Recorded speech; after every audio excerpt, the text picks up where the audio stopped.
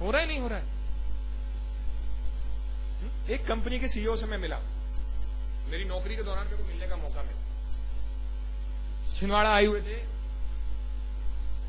यहां से polytechnic college से कुछ बच्चों को उनको रिक्रूट करना, बहुत बड़ी कंपनी। तो उनको मैंने सब पॉलिटेक्निक कॉलेज वगैरह दिखाया, वहां के लेक्चरर वगैरह से मिलवाया, बच्चों से भी उन्होंने इंटरेक्शन किया, बच्चों से भी वो मिले। उसके बाद मैंने से कहा कि यार देखो राघवेंद्र, उम्मीद कम है हम आपके क्षेत्र के बच्चों को ले जाएं। अरे मैंने कहा इतनी बड़ी कंपनी, आपके लिए कौन सी बड़ी बात है 10-20 बच्चों को रिक्रूट करना? तो कहते हो राघवेंद्र एक बात समझ लो, रिक्रूट करना तो हम चाहते हैं, और हिंदुस्तान में या इंडिया में बहुत अच्छे अच्छे कॉलेजेस भी हैं, पर जानते हो उन कॉलेजेस में से ना सिर्फ 10% लोग हैं जो काम किए।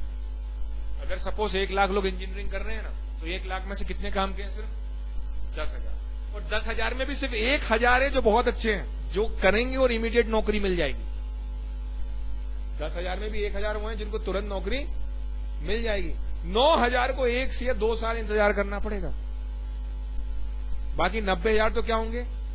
नौकरी तो मिलेगी नहीं, ये फील्ड जरूर बदल लेंगे। इन्हीं में से कोई एमबीए करने जाएगा, इसी में से कोई सरकारी नौकरी की तैयारी करेगा। क्यों? क्योंकि इनके ऊपर वो लागू होती हैं 3-4 बातें जो मैंने आपसे कही। एक तो क्या था, ये खुद की मर्जी से इंजीनियरिंग करने नहीं आए थे, क्योंकि अगर ये मर्जी से करने आए होते तो क्या होता, इनका इंटरेस्ट जागता। इनका इंटरेस्ट जागता तो इनको बर्डन नहीं लगता, और बर्डन नहीं लगता तो ये 90,000 उस 10,000 वाली कैटेगरी में खड़े होते। और टालने की प्रवृत्ति बहुत जबरदस्ती, आज करेंगे, कल करेंगे, परसों करेंगे। इस चक्कर में क्या हुआ, ये 90,000 बेकाम रह गए, क्योंकि जो नॉलेज चाहिए था उस कंपनी को ना, वो इन 90,000 में नहीं देख रही है, इसलिए इनको फिल्टर करके अलग कर दिया। क्योंकि क्या था, इंटरेस्ट था नहीं तो टालना शुरू हो गया, और टालने लगे तो क्या हो गया, रिजल्ट नहीं आया। क्योंकि पहले ही बोला था, अगर मन लगा के काम ना किया जाए तो रिजल्ट नहीं आता, तो जब मन लगेगा ही नहीं चीजों में तो रिजल्ट कहां से आएगा? तो यही हमारे साथ हो रहा है।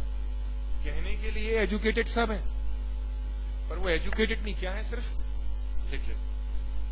क्योंकि एक दिन हम बात कर भी रहे थे कि एजुकेटेड और लिटरेट में क्या अंतर है।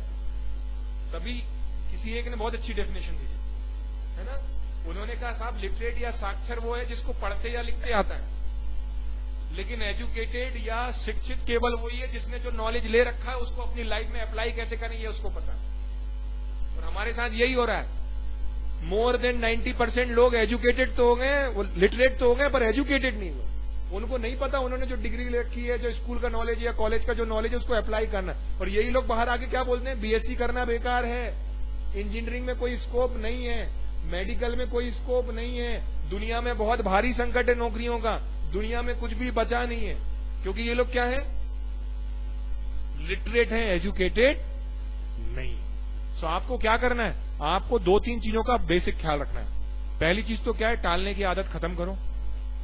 किसी भी चीज को कल पर मत टालो। सिर्फ करियर बनाने के लिए नहीं, जिंदगी में और भी चीजें होती। रिश्ते भी अगर निभाते हो तो कोई काम अगर करना है तो उसको आज ही करो, कल पर मत टालो, वरना करियर तो हो ही रहा है खराब, रिलेशन भी खत्म हो जाएंगे। दूसरी चीज क्या करना है,